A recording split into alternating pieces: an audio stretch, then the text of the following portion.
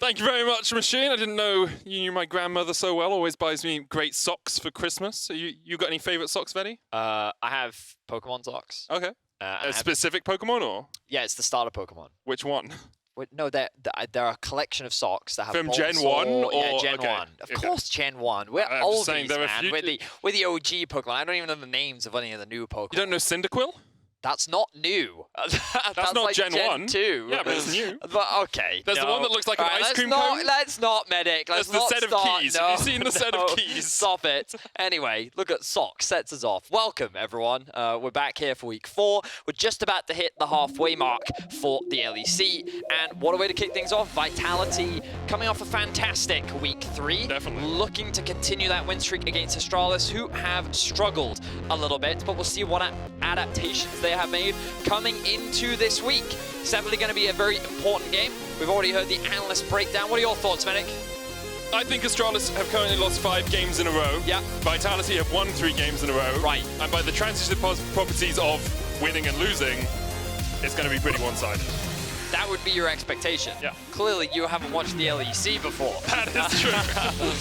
I see you haven't watched the LEC before. Here we go into draft. The first time we're going to see 11-13 here in Europe. And the question is, will we start to see some changes? Nocturne immediately banned. First on 11-13? I believe so, because usually it's if you start the week, it's from today, you move on to the new patch. And I think we're the first I saw region LCK was on 11-12 and LPL yeah, because their week starts at the start of the week. Quite right. All right, so let's have a look. So Viego is going to be taken off the board. Very much respect bang towards leader. That is his most played so far of the season. We're also seeing the Nocturne taken off the board. As a reminder, we talked about it in Ready Check, but the Stride Breaker changes made him even stronger than he already is. Xin Zhao continues to be very highly prioritized on the ban board here in Europe, with the Lee Sin ban coming through as well towards Selfmade. You would imagine with the E nerfs that I still have some question marks around how good he is in lane. I think he's still pretty good in lane. But for now, he's still going to be removed from the board. Rumble actually going to come through from Selfmade. So we heard from Caedrel already how the changes made his early clear a little worse, quite a lot worse, because you don't get that overheat anymore. So let's have a look at Selfmade and what he does to adapt to those changes in the early game as Astralis now round out their first half. Of course, the overheat is a big bonus on Rumble, gives you all of that extra damage as you try and clear out your jungle, but you can still clear relatively fast. Aphelios Thresh picked up here for Astralis, a very strong bot lane duo, and of course Aphelios was buffed on 11-13. Alongside that, MagiFelix will get himself Akali. 2 AD carries already for Vitality in the form of the Ezreal and the Lucian. Ezreal still very strong, even with the slight Divine Sundra nerf on 11-13. For sure. Ezreal, if there is an item build that is obscure enough, he will find a way to abuse it. It's literally gone through Runeglaive, so many. What was the Klepto? It just broke everything. Ezreal breaks things in the game. It's because his Q is basically an auto attack. Yeah. And, he's pretty strong, and he continues to be so. And it's going to be in the hands of Crownshot. He does like champions that have globals for ultimates. Bit of a meme that he misses quite a few of them, but we won't get into that. We'll see how he does in this game. Still, very talented player. No shade towards Crownshot. He had a fantastic week last week. Yeah, the shade's usually cast by his comet passing over us. It's okay.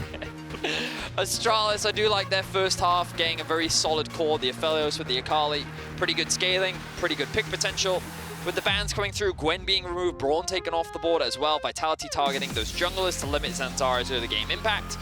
How will we see things rounded out? Vitality getting a little bit more engaged, and it looks like that they're actually going to give counterpick over towards SLT. Not something we commonly see for Team Vitality, but they want to give him a little bit more comfort up towards the top side of the map, and perhaps a little bit more investment in the early game as well. And the thing is, we've seen SLT both play supportive tops and carry tops. He's got a game on Gwen, a couple of games on Gwen, the Nocturne, Renekton set, but also the Lulu. And when I look at a composition like Team Vitality's, I say, a supportive top could work really well here. You just don't want to get counterpicked, and already Astralis have a bully in the lane phase. That Renekton going to team that up with a jungler here for Zanzarah.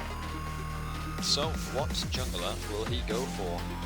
I'm not going to talk about the hovers. Thinking about what are they lacking right now. Well, their engage isn't the strongest. They're going to go with... I'm not really a fan of Trundle into this, you know, like double AD carries that both have a dash. arguably against like a Rumble, it's okay.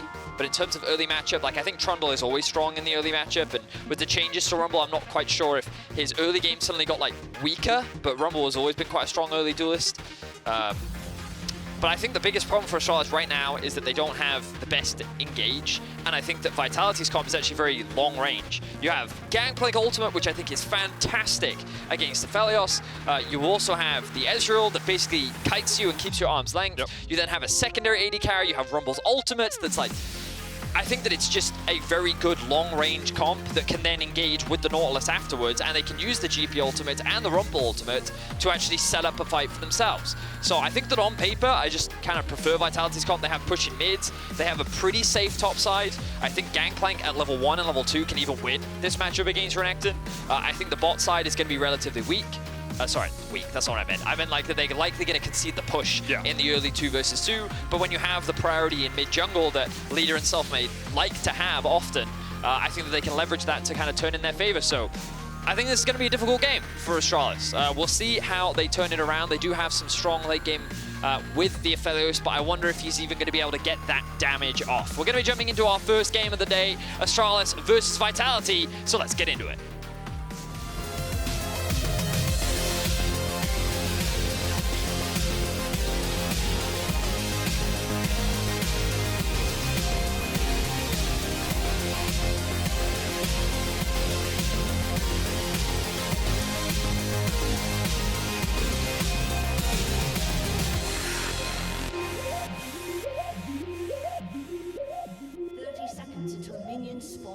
Okay, so Rumble.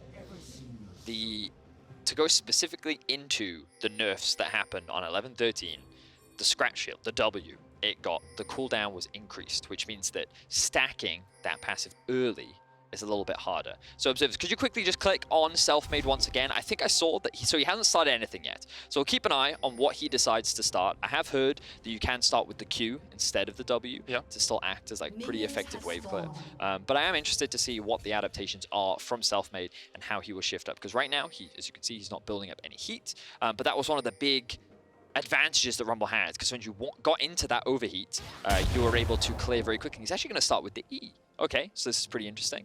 For now, it seems like he's just going to do a pretty standard path, nothing too crazy relating to the overheat. And the whole goal of this nerf was to reduce Rumble's early game clear speed, which it's definitely going to do, which means that while I imagine the Rumble is still likely going to be that bit faster than a Trundle even after the nerfs, the gap is likely not going to be as big as it was on the previous patch. And Zanzarah obviously very comfortable on this Trundle. We've seen him bring it out a couple of times already in the LEC, notably in the time when his wrist was a little bit worse for wear. And here we'll have a look at how much he can impact the map. He does always talk about the fact that he likes a red into red start, but here he has started on the top side of the map on his blue and will work his way down towards his own red, not looking for an invade. So I want to very quickly talk about priority, because he is starting in the top side. He knows that the one lane he's going to have prio in his bot. We talked about how the Gangplank at level 1, level 2 can usually get priority in almost any lane, just because Gangplank's passive and how aggressive he can be in the very early levels means that you usually get that push. And the same thing in the mid lane. You can see here range versus melee, very common in the Akali versus Lucian matchup. We've seen it multiple times.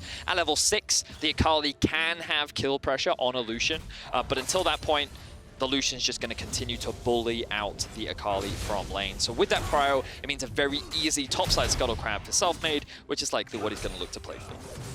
It should be pretty easy for him to go across there. He is about to camp up right now, already on his red buff, whereas Zanzarah is just working, in fact, already finishing his red buff, whereas Zanzarah is just working on his final Razor Beak. And you can see immediately Selfmade walks into that topside jungle.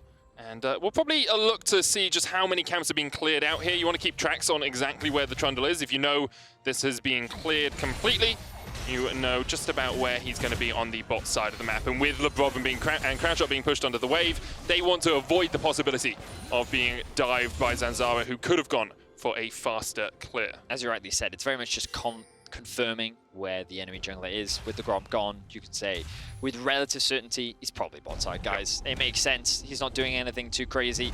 And it looks like pretty standard of an early game. Advantages being gained where we expect them to. Vitality, small leads in mid and top. Meanwhile, in the bot lane, very small lead for Jeskla and promisq with what is a very powerful 2 versus 2. And the junglers dropping.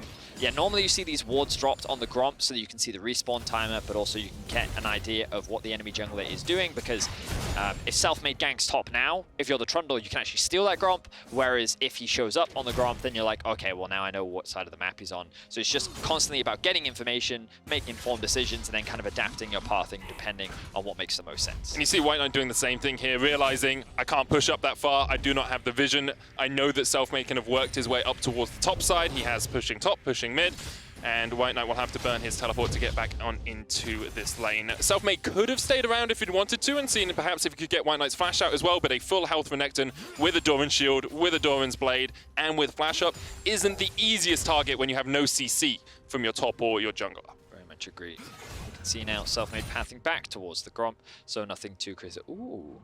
Selfmade being a little sneaky here, actually going to go through the lane, so he won't be spotted out on the ward. So Astralis don't actually have information on where he is right now. Let's see if Selfmade can pull off a gank. Maybe pushing out once again, perhaps. Acting more as a bodyguard for Crownshot and Labrov. Will back away as his Gromp is up and is going to get spotted on this ward as he starts up with the Electro Harpoon. So now Astralis have perfect vision on Selfmade in the jungle and can track him through his next rotation of camps. You see the ward on the Krugs up here as well, Vedi. Those are going to spawn relatively soon. I've been playing a lot of jungle recently. It was actually... Yeah, you did... Caedrel encouraged me to roll swap because I was getting a little stuck in mid lane. But this is great. I've never had this. Laners warding for me, so valuable. So for those, you know, I would encourage laners, help out your jungler, drop a ward for him or two, you know? Very, very insightful information. It's about knowing what camps are going to come up and what the route is as well, because if you just drop a random ward in the jungle, sometimes it will spot them out, but if their camps have just been cleared on the top side and you put a ward in the top side, you kind of know they're not going to be there. The great thing about it, right, is so if I know roughly where the jungler is, to stop you from getting ganked, I can then roam and assist. It's true. Speaking of ganks, that was kind of one. Does that count as a gank? I think that what Zanzarah was trying to do there was threaten. He was trying to tell leader, hey, I'm here, back off. Leave the tower now, otherwise we're going to threaten to kill you. And then leader said, no. And then Zanzarah said, okay, have a nice day, and then left. Yeah, it was kind of like leader called the bluff, and he was quite happy to sit there and take the challenge, and he was willing to fight the 2 versus 1. He knew the health advantage that he had, and he knew he had enough mana too, and he got himself a plate off the back of it. So I like that from leader, a lot of confidence from the position that he was in, because I definitely would have backed off in a situation like that.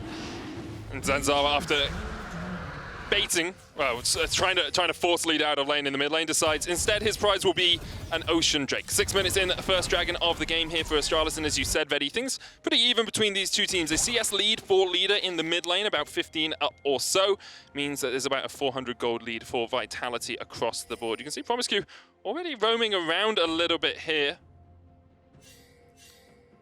Maybe thinking that because Zanzarah was on the Ocean Drake, Selfmade had enough time to come in here and try and steal away this blue. Exactly. It's very much about like, promisq wasn't entirely sure what vision was there, so he waited for his jungler, but now his jungler's arrived, and now they're going for the gank. SLC's already used the oranges, doesn't really have anywhere to go, he's going to try and clear out the minion wave, but there's just nowhere for Gangplank to go. First blood to Astralis. So, there were a lot of layers to this, which is basically that Astralis knew that Selfmade was basically playing on the opposite side of the map to Zanzarah. So while Zanzarah was on the Drake, Selfmade was topside, and that's why promisq was hovering around. He didn't want to expose himself too early in case the ward was there, spotted him out, and then that would have scared SLT away. So he waited for Zanzarah to show up, then he sweeps through the jungle to see if they have been spotted out. They're not, so they're able to make the top lane gank happen. And again, it all comes back to that awareness of where the enemy jungler is and making those early game plays. So Astralis, they're able to draw first blood. It's off the back of promisq, and one of the big criticisms that we had of him was that he was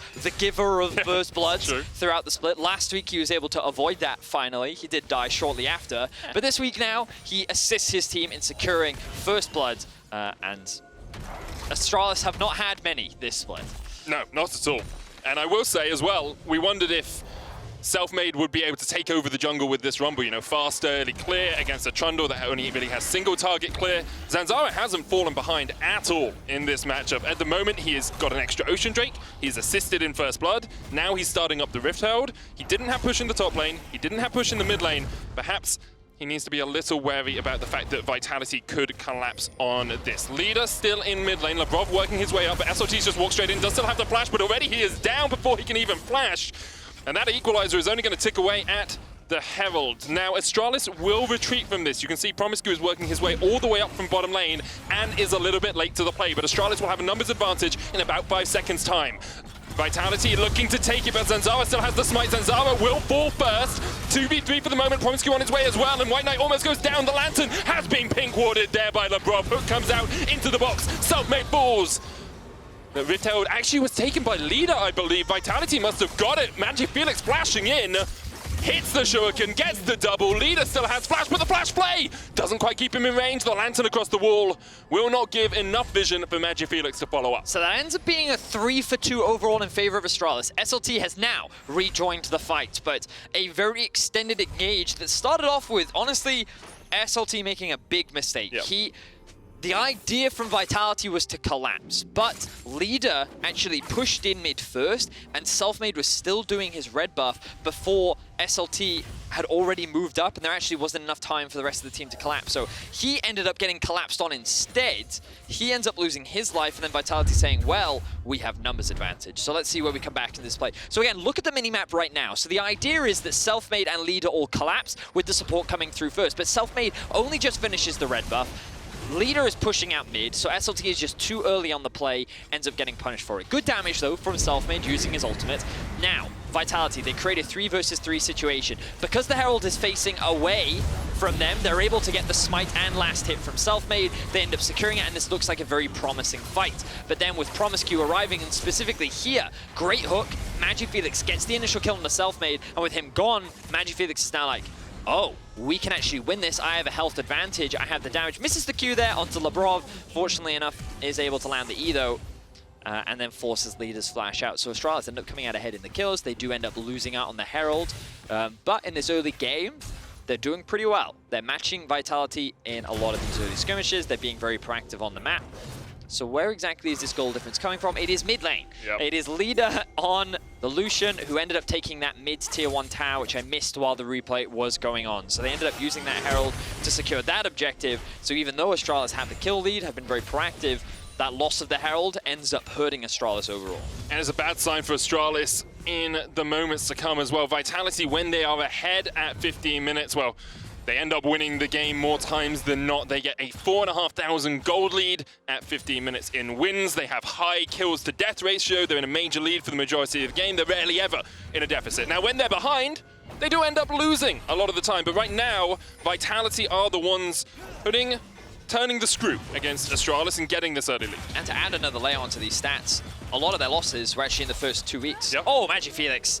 Yeah, he's just been solo killed by Leader. That was a full culling coming out from him. So that experience difference and item difference coming through, really paying off. Hook lands in the bot lane now. Yeah, Labrov called out of his own hook's going to put the depth charge down, but even Aftershock will not save you. Second Dragon, though, secured for Vitality, so now it's one apiece between these two teams, and that removes one of the possible win conditions, one of the possible get-out-of-jail-free clauses for Astralis in the form of the Soul. Wow, okay, well, Leader secures himself another tower. And the point I was going to make about those stats was that a lot of their losses happened at the very beginning of the split. I think you said they're on a 3-game winning streak right now, Medic. So you can see that Vitality have only gone from strength to strength as the weeks have gone by. And they are a typically top-side focused team. Their bot lane plays relatively defensively. They kind of just soak up a lot of the pressure. They play alone in the 2 versus 2, while SLT and Leader get a lot more of the resources. And you can see how the Vitality early game kind of works around that and how these solo laners use their lead. So SLT not had the best performance this game, but Leader definitely making up for it in his 1 versus 1. Yeah, having a stellar performance on the Lucian in the mid lane, now has the Gale Force as well. MagiFelix starting to roam around the map, looking to see if he can get this Akali snowball rolling. Does still already have 2 kills and the Rocket Belt. It's about to come off cooldown as well, as they look for SLT once again. Has the flash, has the oranges. Should look just to flash away from WhiteKnight here. The Dominus is ticking away on him. MagiFelix unable to get in range, and SOT will flash, and the Equalizer will force WhiteKnight and MagiFelix to disengage. So you can see that at a certain point, this Renekton matchup starts to swing in his favor. I believe at another point it will swing back into the Gangplank's favor, but especially in this interim of items is definitely where it's a little bit more awkward. But while that play was happening top, Leader, of course, saying, well, I have all this prior mid. Look at what I'm going to do with it. And let's watch Leader now, because using that pro, he gets to go pretty much wherever he wants to go. And right now, his eyes are set on the bot lane. SLT does have the teleport, also has the GP ultimate, but he's decided not to commit to it. Because one of the awkward situations that you can often find yourself in when you take this many towers this early is, what do you do? And what you want to try and do is be as proactive as you can be, roam around the map, use your prio to get deep vision, work with your jungler if you can to also threaten these early towers, and Leader's getting to the lane very early, clearing out those waves very quickly. And again, I think that we want to see from him is actually play towards these other outer towers that they have, because the Herald isn't alive, the Drake isn't alive. And the thing is, if you're not going to do anything, this is actually one of those situations where it can actually be very good to freeze. Because the thing is, if you're not actually going to do anything with your prio, then you may as well try and deny as much farm from your opposition, force them to actually come out, overextend in the lane, and then you can actually look for a pick. And right now, I think that we're seeing a little bit from Leader, but I like this a lot more, this swap that they're actually bringing through from Vitality. Keep Leader in a side lane, keep him in the matchup against MagiFelix, which we know he's stronger in, and then he can actually threaten these side lane towers much more efficiently while also not losing or taking farm away from his bot lane or his top laner. And something we've always praised the great EU mids for doing is getting out of their lane with a lead and then translating that into other leads. You look at Caps back in 2019, you look at Humanoid at the moment as well. It's about moving into other lanes, getting out of mid, and really influencing the rest of the map. So that's what we want to see from Leader at the moment. They've said, okay, well, MagiFelix is going bot. Leader, you match him, you can get that 1v1, you're already winning it, and because you're winning it, you'll get prio, and then you can get those towers. We'll keep track on exactly how Leader does on that front across the course of the next few minutes. At the moment, 40 CS up at 15 minutes, a 2,000 gold lead in that mid lane. Now, Astralis have started up the Rift Herald. Zanzarah is not near this. If Vitality wanted to step in, they could, but for the moment, they do not have the vision control that they would like. Most of their vision has been invested down towards that bottom side to make sure that Leader isn't going to get ganked on this Lucian. Well, to be fair, Vitality don't actually have a huge amount of vision at all right now. Yeah. They haven't actually invested that much deep vision, even with all the power that the Lucian does have. Right now, it's simply a cross map that we're seeing. The Rumble Ultimate's going to come out to try and slow Astralis down. But yeah, it's just a straight up cross map as the two outer towers slowly start to fall. And the important thing with this is when you're at a head, an equal trade cross map isn't that beneficial for you. You're getting exactly the same as the team that is behind you, right? If you're Astralis here, you got a tower, you got a charge on the tier 2 in the top lane, and you only gave up a tower in the bottom lane for it. You're actually getting the same amount of gold, which makes that margin between the two teams less and less as a total percentage as the game goes on. Astralis will be happy with that. They're still only 1,000 gold behind, and they are funneling gold into Jeskla as well. On this, Aphelios was buffed on this patch, of course, and we have seen just what Aphelios can do if you ever get towards those late game team fights. I still, again, think about the comp difference, though, where, like, yeah, Astralis are a little bit behind, but I think it's really difficult for Astralis to play into this comp simply due to the range difference. And I'm not sure how they effectively engage onto this comp either, unless WhiteKnight can find an effective flank or promisq can land a good hook. But, like, let's watch this fight right now, because Vitality have the initial control. promisq is on the flank. Can Astralis actually close the gap against this double AD carry comp from Vitality? But this is a good flank from WhiteKnight. There's the hook as well onto Selfmade. Flash in from Zanzarah. WhiteKnight with a good flank. The Dominus is ticking away and Selfmade's already dead. MagiFelix picks up the first of the fight as they look for more. Pushing in here. SOT has not joined this. There's two for MagiFelix. Leader dodges to the side, but then into the box. MagiFelix going forward. Leader just surviving. Crownshot will take him, but in the end, here comes Aphelios. Shut down onto Leader. A huge amount of gold funneled into Astralis. So that flank from WhiteKnight was extremely important, and Crownshot could be in some danger.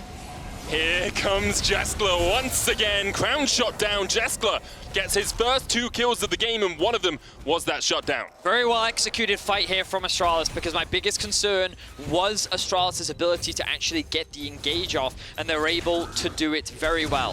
The fact that SLT never actually joins the fight The fact that Astralis have the numbers advantage, and again, look at this ward here dropped by promisq. Thank you for highlighting this, observers, because it gives Astralis exactly what they want. The flank, the ability for Renekton to get onto the backline easily, and look, Leader and Crownshot are immediately forced away, and Selfmade and Labrov are separated from their team. This allows Astralis to get the chase down, while the Gangplank is sitting in the top lane. Now he's in a 1v1 against MagiFelix. MagiFelix chunks out SOT, does have the flash, has the Trinity Force complete as well, and a level advantage, but it doesn't matter. MagiFelix has 5 kills on the board on this Akali, and is on his way towards Azonius. So all that early advantage that Leader did have now means very little. Yes, he still has a 40 CS lead, but if we quickly look at the gold, please observers, we can see that that gap is never mind, no it's not, it's still 2,000. Yep. But Akali's just Akali, I guess. I will say the gap between the AD carries has started to expand in favor of Jeskla here. He's about 1,500 gold ahead of Crownshot, who has also decided to go for the Trinity Force build here, as we see Selfmade getting chased down by Zanzarah. Subjugate coming out, promisq in a great position. Blast coned across, and Selfmade has nowhere to go.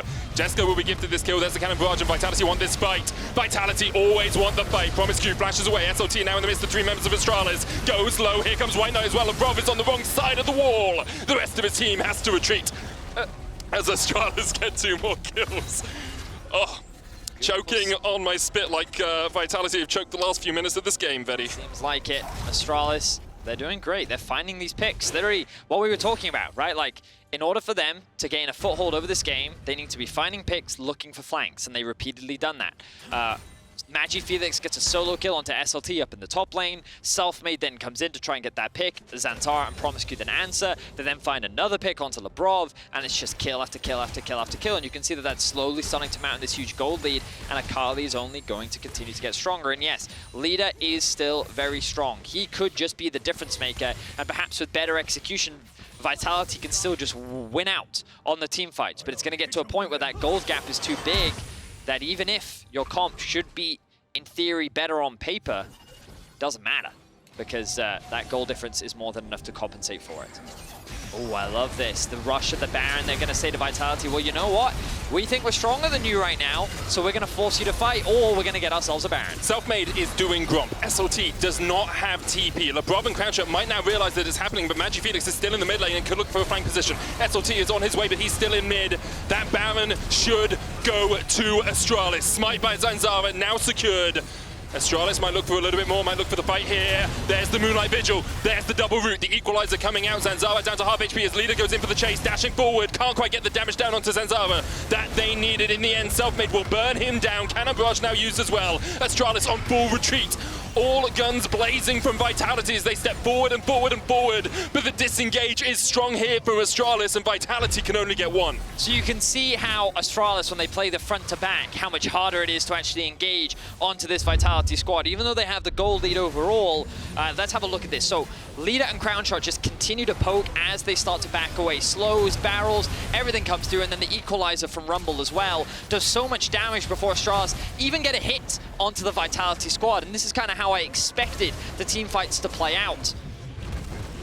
And if Astralis don't find the optimal fight, I feel like that this is how the fights will continue to go. So we're in a very close game here, Medic, between Astralis and Vitality, because right now Astralis have the gold lead. They're in a great position with the Baron as well, but their comp should be harder to execute when it comes to fighting. But when you look at the side lanes, MagiFelix, he's definitely capable of getting 1v1s. SOT has just been getting picked on, bullied by Astralis so far this game. The oranges will keep him alive. And actually, MagiFelix can't chase this because the rest of Vitality are on their way across. MagiFelix has Baron-empowered recall. Does Crownshot have... Oh, no. They do not have a way of stopping him from recalling in this bush, so immediately they say, well, we're not going to do that. MagiFelix, no TP as he's gone back. This dragon will be forfeit. Vitality will get their 3rd of the game. Astralis still unable to break the mid lane tower, but WhiteKnight is pushing for the top tier 2. Remember, that was chunked down by the Rift Herald earlier on. So that's another tower onto Astralis' scoreboard. As you say, Vedi, more gold. Vitality now back away from mid. That's the 4th tower of the game for Astralis, and with it, Vedi, a 4,000 gold lead right now. Astralis looking good. Let's see if they find themselves another fight here. Zanzarah in a bit of danger. He's in a lot of danger. Subjugate has been used. Zanzarah going back, but look at the Infernum! Burn, burn, burn from Jeskla as he shreds through Vitality. MagiFelix is here for the cleanup, and Jeskla is flashing forward. 200 flipping years from the Aphelios. Astralis just obliterate Vitality in the 5v5. That is a clean ace, and with a Baron buff, Astralis could look to just end the game in 23 minutes and end Vitality's winning streak. What a way to do it as well. They are ending Vitality's 3-0 win streak. They are breaking their 5-0 loss streak. Astralis, after falling behind, just demolish Vitality. What I say, Medic?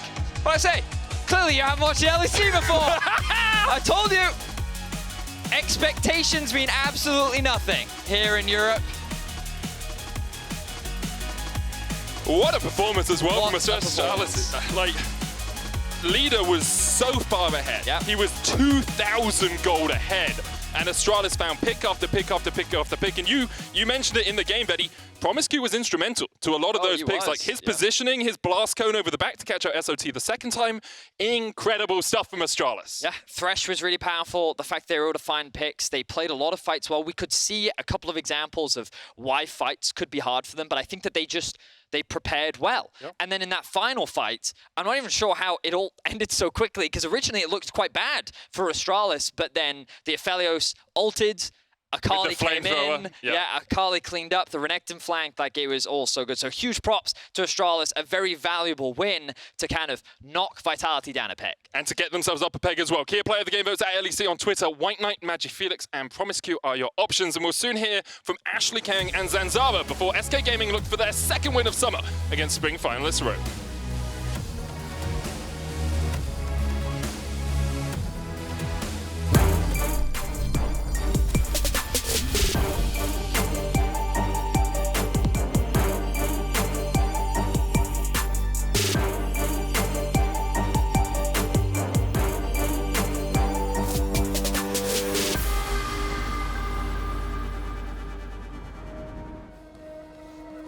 They are out there,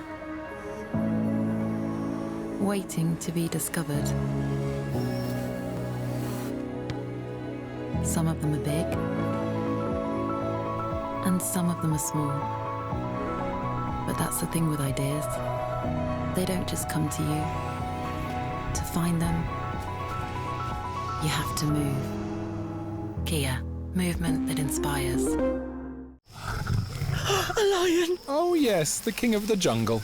Time for a quick Red Bull? Red Bull? But you still won't be quicker than the lion! I don't have to be quicker than the lion, just quicker than you. Red Bull gives you wings.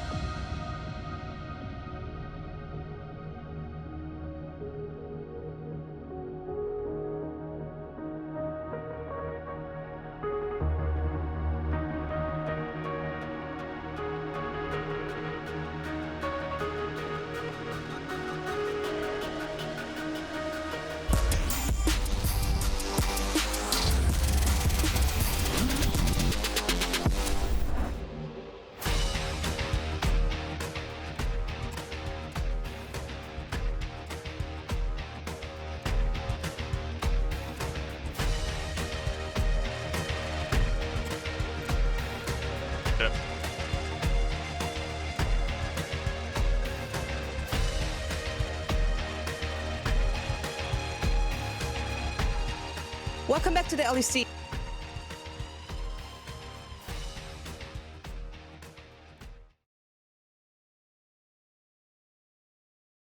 Hello here.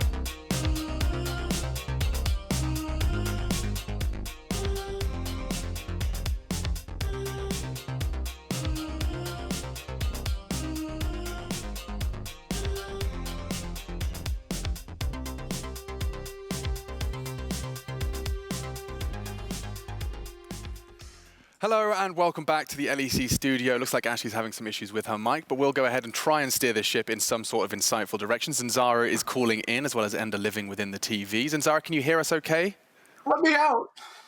Yeah, I can hear you that double a little bit, but it's fine. It's Okay, fine. you can hear us double, so we'll make sure our questions are clear and concise. Oh, double Zanzarah. Nice. Double Zanzarah. Yeah, love it, mate.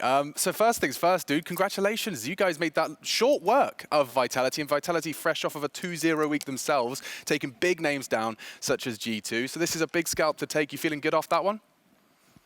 Yeah, I think, yeah, I mean, 5 games lose streak was really annoying. So, yeah, we have to win. And, yeah, sorry, Vitality. We just picked Trundle. And, I mean, Trundle is not losing games. So just accept this fact. Just ban it in first 3 guys. Otherwise, it's just going to keep happening. So, actually, talk to me more about that Trundle pick, because no one else is really picking it, and it feels like you're kind of picking this champion to bridge your team from the early to mid game. Is it more of a stylistic thing for your team, or do you actually just genuinely think Trundle's OP and people aren't playing it? Because what we tend to see is like AD carry junglers with AP solo laners, or AP carry junglers with AD solo laners, whereas you just kind of go for the Trundle. Yeah, I honestly think Trundle's pretty good right now, especially after all the nerfs of the farming junglers, because Trundle had of course problems with the farm, and right now if picks like Zinzao or Lucian is playable in jungle, while Trundle is not, and Trundle overall I think one of the best scaling champions in game in terms of team fighting, because he provides insane amount of engage, disengage, and overall make space tools for your team in mid game, and of course you're one of the strongest duelists, I think, 1v1 in the game. I think you're winning both Lucian and Zinzao.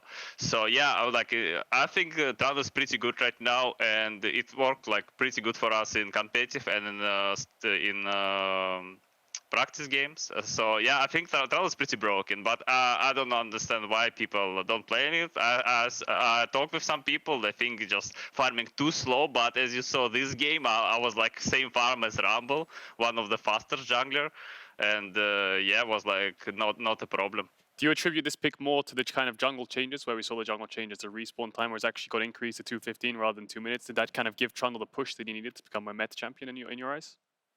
Yeah, of course. I mean, it's the same what make Zinzao listen viable in jungle. It's give Rumble more time to clear and not fall behind. So I think this was really important overall. But of course, Udyr nerfs, Rumble nerfs, it's of course they just open more space for other jungle to fit in. Yeah, well, you made it look fantastic today, so thank you very much for taking the time to do the interview with us. Thank you, Zanzarah, and congratulations on a compulsory, mandatory win. I'm looking for more of that. After the break, though, it is time for SK Gaming versus Rogue, and we'll get some time to talk about that Rogue bot lane, so don't go too far. Let me out! Let me out!